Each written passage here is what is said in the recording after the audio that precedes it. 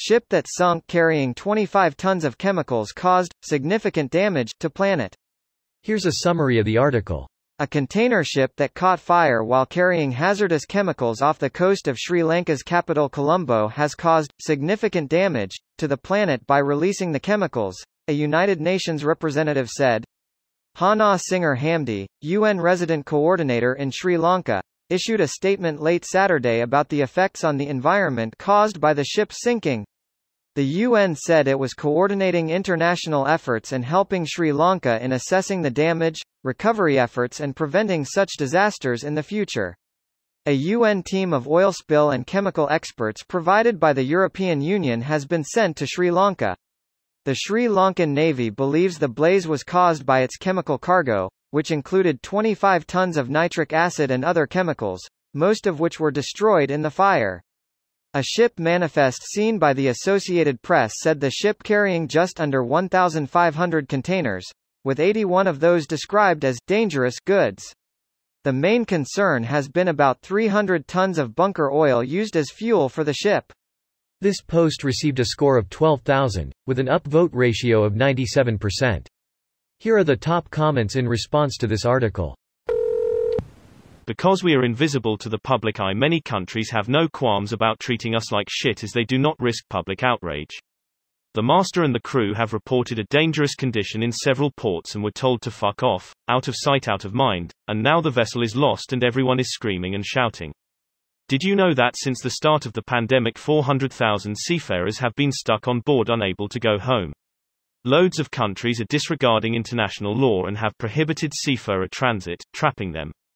Did you know that seafarers have been refused emergency help while in port because COVID?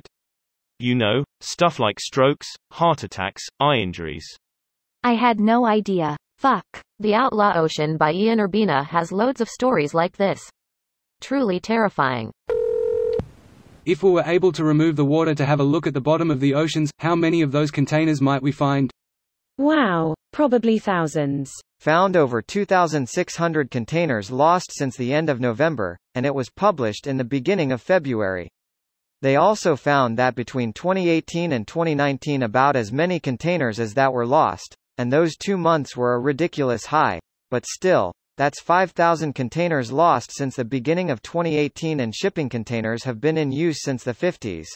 So yeah, just from the past 12 years there's over 10,000 containers at the bottom of the ocean. And these containers are probably airtight, right? So they won't leak into the ocean. Please. Ha. Right RRIIIGHHHTTT says all the shipping companies as they begin to rub $100 bills on their nipples. Hard to argue with you on that. Look up. Intermodal shipping container, judge for yourself. Hint. Most of them are dented, beat up, etc. and others are old as fuck. TLDR. They leak. Here's one. Sheesh, they must be cheap to be able to dent it just by head-butting it. You underestimate that woman's power level. So the ecosystems are fucked and eventually humans will eat this contamination. We already are with microplastics. Yay. Tire rubber and brake dust too. Enjoy. It's a good thing we took the lead out of our gasoline when we did. Shoo, that was close. I mean, to be completely fair, that was a really big and positive move. Maybe if we had sent the affected to empathy camps. The UN should fine every country that turned the ship away. We obviously need more teeth for environmental protection.